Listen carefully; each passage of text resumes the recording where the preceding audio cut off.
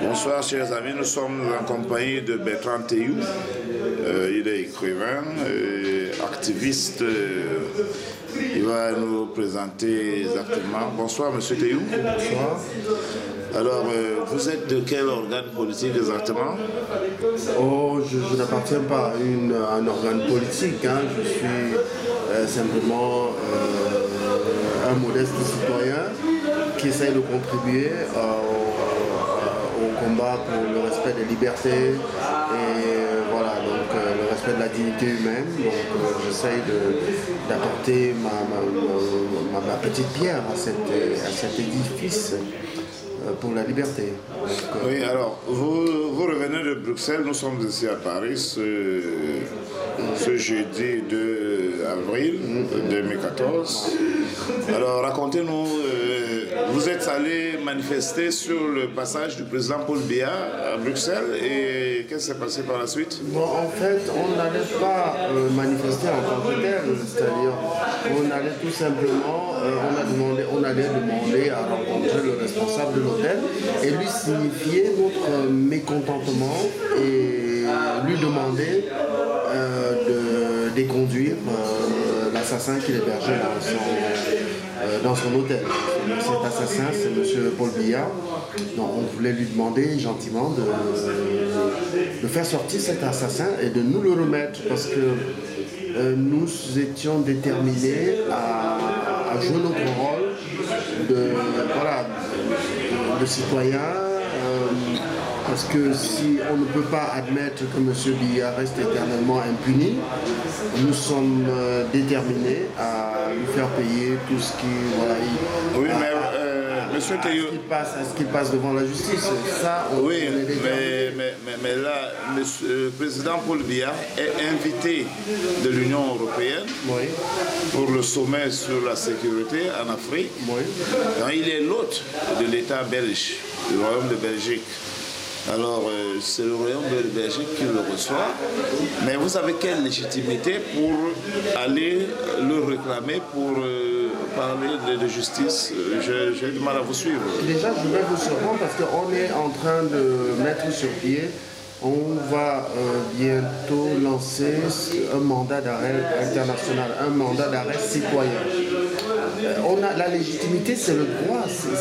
Le citoyen prend en main son destin. Parce que le Cameroun, aujourd'hui, dans la situation que vous connaissez, le Cameroun, M. Paul Biya joue d'un pouvoir illégal, illégitime. Donc, et le Cameroun, à cheval sur 3 constitutions, est d'ailleurs un État illégal. Je l'ai toujours dit, la constitution étant sur la constitution de 72, de 96 et celle de 2008. Fait du Cameroun un État illégal. On est à cheval sur 3 constitutions. Un pays à cheval sur 3 constitutions est ingérable. C'est pas possible. Ah oui, monsieur Théou, votre langage autour de la Constitution, il est assez compliqué. Bon, moi, je voudrais surtout revenir sur ce qui s'est passé. Oui, en fait... Est-ce que vous pensiez tout naïvement que vous connaissant les services de sécurité camerounais allaient vous laisser faire? Oh, déjà, quand on est arrivé à l'hôtel, il y avait une nuée de policiers camerounais.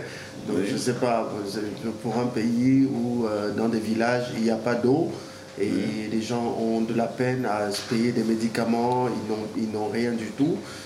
Voilà, donc, j'imagine pas... il prend cet argent qui aurait pu servir à soutenir les populations qui sont démunies. Cet argent, on l'utilise pour créer, pour un seul homme qui est obligé de s'entourer de... Oui, mais en allant comme ça, oui, mais monsieur Théou, c'est un peu facile de parler de l'argent. Mais en s'attaquant au président Paul Biya, vous attaquez les institutions camerounaises. Bon, excusez-moi, déjà, moi, tel que j'ai toujours dit, M. Biya n'est pas le président du Cameroun. C'est une personne qui a pris en otage un pays avec la... Comment vous pouvez parler de prendre en otage? Il a quand même été élu plusieurs fois. En 2011, il a été réélu avec 78% des voix. Vous savez comment ça se passe? Ah non, je ne sais pas, vous allez me le dire. Comment ça se passe? Moi, je vois les résultats qui ont été proclamés par la Cour suprême. Il a gagné avec 78% des voix, de façon très brillante.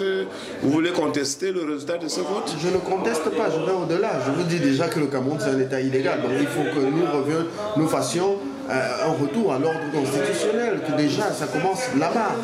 Rien n'est possible au Cameroun en l'état actuel des choses. Rien n'est possible.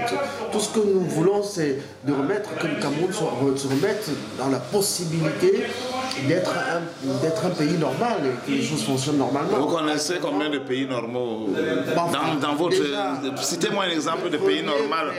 Le premier préalable, c'est déjà d'avoir une seule constitution. Oui, mais je vous ai demandé de me citer un État normal auquel vous voudriez que le Cameroun ressemble.